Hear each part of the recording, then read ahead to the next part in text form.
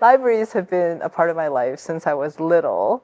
Um, when I first came to Canada at the age of 9, one of the first things we got was library cards for the family. And, libraries are great. They're free. They're educational. So my parents highly encouraged it. I lived half a block away from the Vancouver Public Library, the Kitsilano branch. So I practically lived there as a little kid. Um, and then Dunbar, of course, where we moved. And now I'm in North Vancouver, where I did write part of the Astronaut Children of Dunbar Street here in this very library that we're in now. It's the Capilano branch of the North Vancouver District Library System.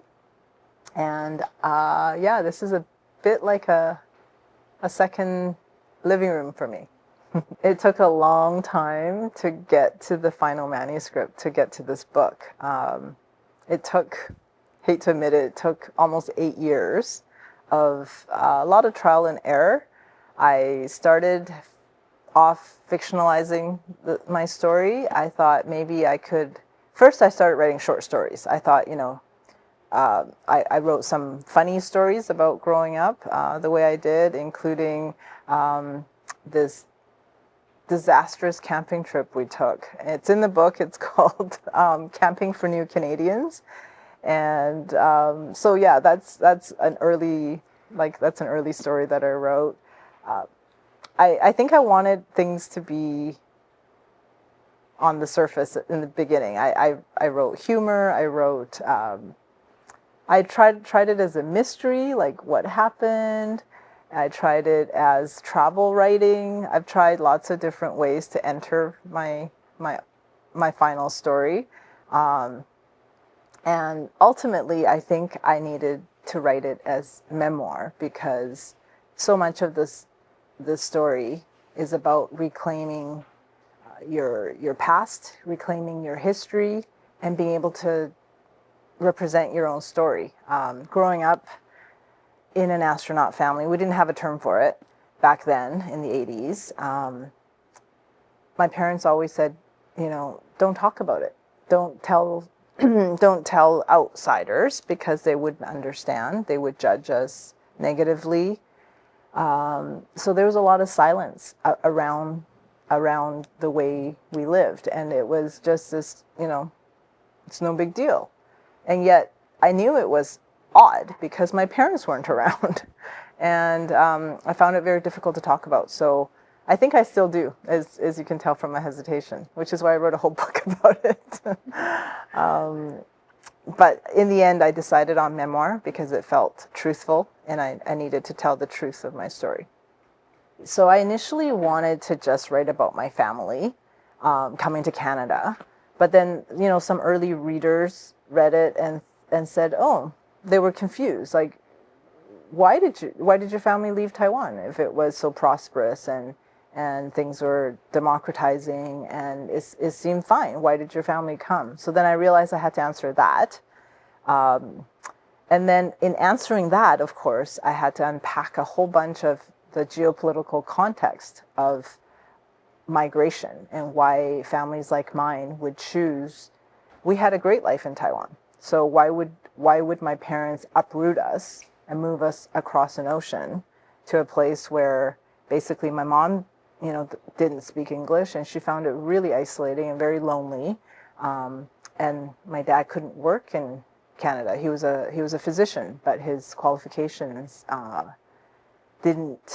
weren't recognized, and so they had great difficulties. So I had to answer, like, why would they choose to come to such a difficult place for them and bring 5 children, school-age children. So in answering that, I had to look at the geopolitical context. And I never set out to write a political book, but I realized that all stories of migration really have to do with the geopolitical, the socioeconomic. These are all reasons why people would choose to leave their homeland, right? Because of insecurity. So I had to touch on that, which then, of course, gets us into the current political climate, which is that Taiwan is still very much a flashpoint in the world. definitely in Pacific Asia, and the question of its ability to continue as its own place with its own identity. And with that, I think I saw so many parallels with the astronaut children phenomenon, where, you know, kids are in this new country, their parents are in the old country, and there's this like disconnection. There's a lack of ability to talk about it. There's a lack of formal recognition about it. You know, we don't know, even though there are so many astronaut families in the world, there's no accurate figures about how many of us there are. We're just part of like the immigrant story, but really it's a much more nuanced story. So I think all of that parallels like really the Taiwan story, which is also insecure, which is also ambiguous.